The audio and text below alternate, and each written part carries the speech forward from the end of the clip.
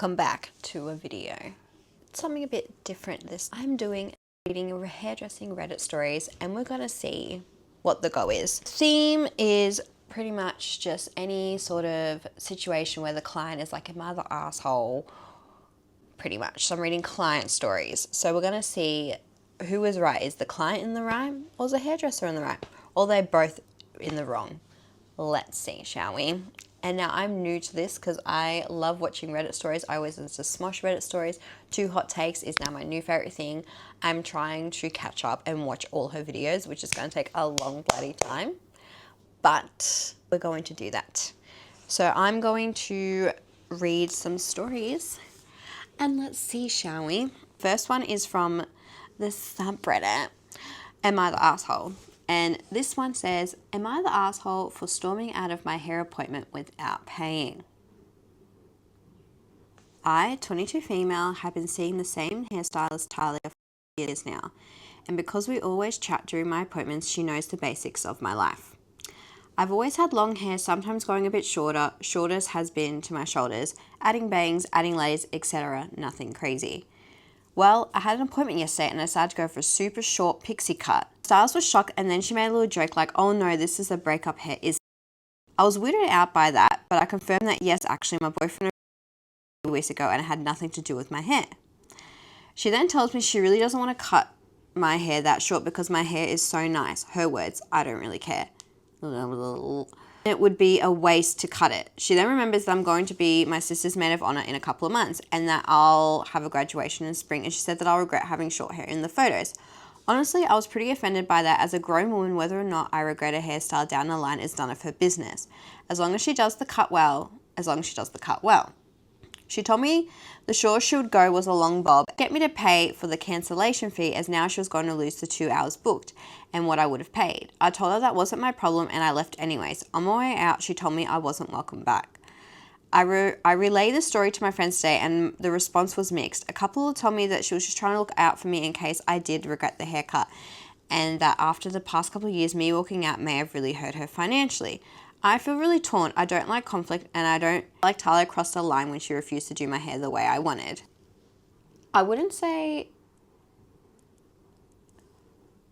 the overall, I think, vote here is they're not the asshole, which it's hard because I understand in the stylist trying to tell you like no, but there's like a way to go about it. When I've had clients come to me wanting to change their hair, I would be like, why do we want to do it? Is there a reason? And tell them the logistics of doing a certain change. So say I have a blonde client that wants to go brunette. I'll be like, are you sure? Because once I go brunette, it's going to be hard to go back blonde. I wouldn't write out refuse. It just depends. Like I've had some of my clients who are really close in the past and they go, I want bangs. I'm like, babe, no, let's talk about this for like 2 seconds and then we'll fix it. Because sometimes people do want a big change and it is a big deal. But also, if they do want that change and they're really adamant about it and they're telling you this is why I want it, then do it. Because end of the day, like they're paying us to give them something they want. You can give your honest opinion and tell them like a way to go about it. Be like, hey, are you sure you want to go this short? Have you thought about it? There's different stylings, different things. Or talk about maybe there's different ways of going, oh, like, should we do this style to suit you? Now, personally, I would just be saying no for me because I don't usually specialize in big transformation cuts like that. I'm actually in the midst of learning and educating myself and doing more courses and training to be more confident in that certain aspect in hairdressing. But I would just say no in the way of I can't do that haircut. But most clients I have would probably tell me prior and then I would know what to do. But for the hairdresser to outline refuse, then obviously you're not the asshole for not wanting to pay for a haircut that you didn't ask for. Because obviously you've asked for a pixie and she's only going to give you a bob and you're really adamant about getting the haircut. And if she was not confident in it, she'd be like, hey, I don't feel confident in it. So every policy is different. I don't think I would charge the client if they decided they weren't going to want me to do it, but I'm refusing the service. So it's actually on me because I've told you, no, I'm not doing it. And then you're like, well, I don't want to pay for something I don't want. So then you're kind of valid in not paying. But I feel like the hairstylist could have gone about a different way. And I know like she was a bit offended by it, but maybe the way the hairdresser is talking is maybe they don't like how she's talking because like, oh, is it breakup hair? And she's like, well, actually it is. So I feel like the hairstylist probably feels very comfortable maybe around the client and was just kind of not remembering that she is the stylist and she still needs to hold some sort of like awareness of a client. But I wouldn't say you're the arsehole for storming out, and I feel like it depends. I feel like how this, like there's probably a lot how this conversation went about, but I feel like you're not the arsehole for refusing to pay for a haircut if you don't want that haircut. And she's not going to do it, so then what's the point? You know?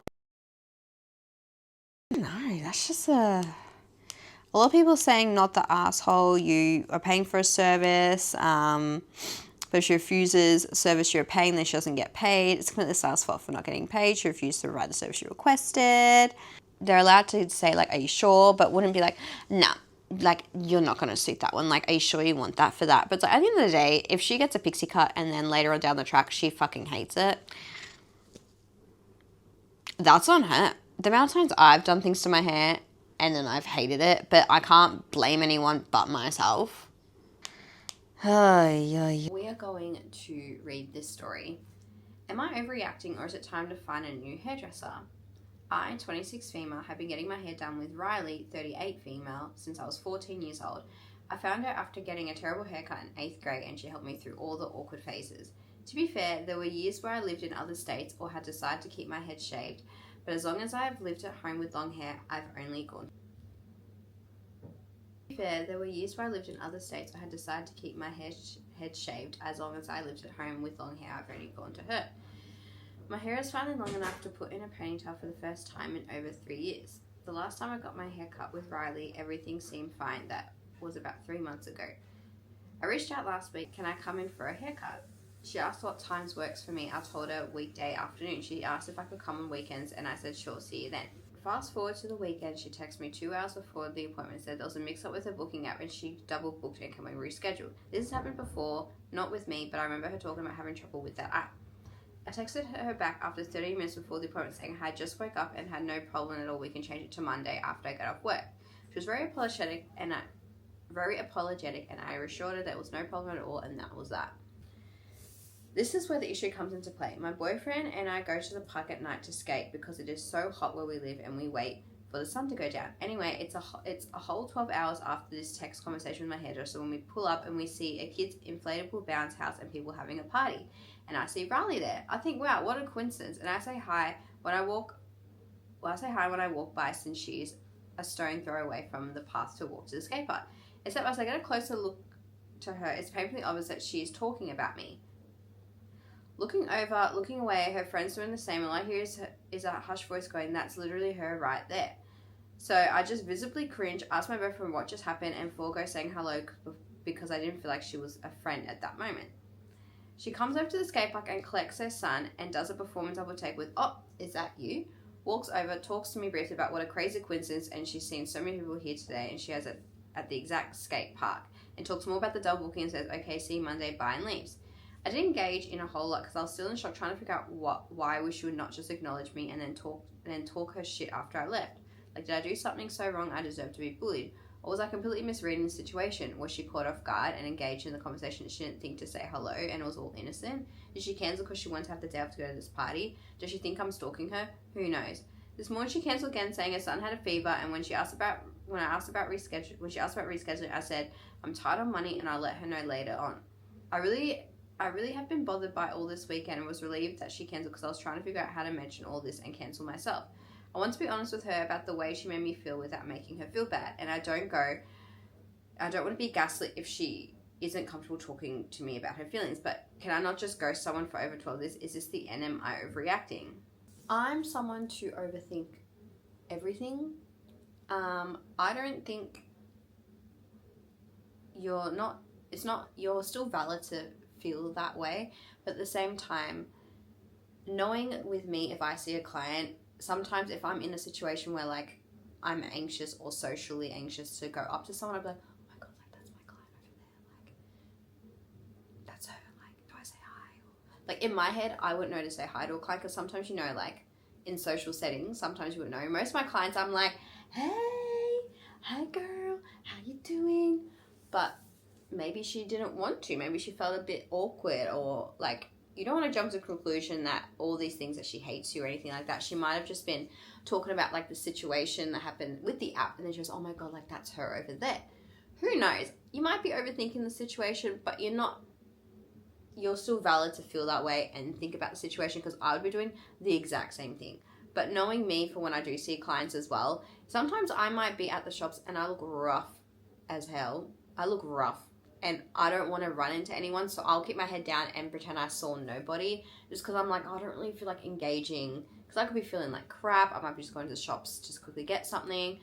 So in that situation, I would say like that makes sense, but in a social situation, maybe she just feels awkward. Who knows? Because like everyone's like, it's possible that she was just venting off her family about the app situation and what was styled was to see you. You could just message her saying you overheard and tell her how it made you feel, like you might be feeling that way, because you like, as a stylist, I like when clients are really honest with me. Like, if you do feel a certain way, tell me. Like, I want you to know, because I want you to feel like you're comfortable enough to tell me that you feel that way. Like, I understand, like, she didn't say hi straight away, but maybe she was trying to, like, maybe she was talking about a situation and didn't want to say hi straight away, because then she said hi later on and pretend that she didn't see you. Which, a lot of people do that. I think I've probably done that once when I tried to, like, not be seen when I don't feel like I look my best or I'm not feeling good. And also, I'm just anxious. Like, I can even see a friend and look at them and be like, oh my god, do I say hi? Do I tell them I saw them? Do I not tell them I saw them? Do they want to say? Like, I'm like that with everybody. So, I'm not one to really say if this is bad or not, but I think just talk to your stylist. Just be like, hey, like, I heard that you said it wasn't me over there. Like, did you feel awkward seeing me? Like, it made me feel like you were, like, talking about me. Like, I just felt a little bit uncomfortable. And if she takes it wrong, she takes it wrong. That's on her. But if they take it right and explain the situation, I feel like that'd be better. So I think just explain the situation. I think that's better. Let's read this one. This one is from Emma the Asshole. And this is Emma the Asshole for lying to a hairstylist. Now, right off the bat, I would say yes, because I don't like getting lied to. But we'll see.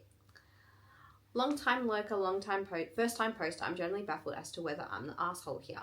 Me, 30-year-old female, my dad, 75 male, was diagnosed with terminal cancer last year. I eventually had to quit my job to be a caregiver for him, as my parents couldn't afford to pay thousands every month for caregivers or for a nursing home. Yes, I know some people have insurance to cover this, but we don't until we can get on medic aid. Needless to say, watching my father slowly die has been the worst experience of my life. Because I've been so busy tending to my family, I've also been wrought with ongoing grief. I admit I haven't taken care of myself grooming wise. It felt wrong and wasteful to do something nice to myself, like go to a salon when my family is suffering so much.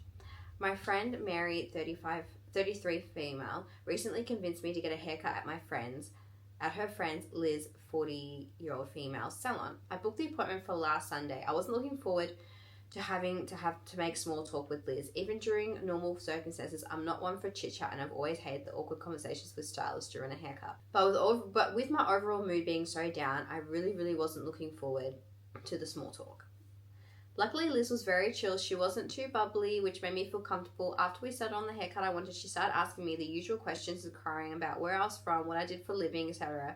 I made a split-second decision not to disclose that I was a caregiver for my terminally ill father. Instead, I vaguely described the life I used to have, the job I used to have, and played it off as my current situation. I just didn't feel like talking about my father or delving into his diagnosis. I didn't want to end up in tears during a haircut. So I essentially lied to Liz, kept it vague and short, and quickly asked her questions in return so that the attention was back on her. This entire exchange lasted maybe 30 minutes total. Fast forward to this morning, I got a text from Mary that said that Liz was offended that I didn't tell her about my father and that I lied about my current job. I texted Mary back asking how that even came up between the two of them. I explained to Mary why I didn't talk about my father with a stranger. Mary texted me that she had been catching up with Liz and said something like, it's a shame what happened to OP and her family having to drop everything to take care of her dad like that. Liz, of course, didn't know what Mary was talking about, and once Mary explained, Liz was livid that I lied to her. She told me that she wouldn't want me as a client again because she couldn't trust me.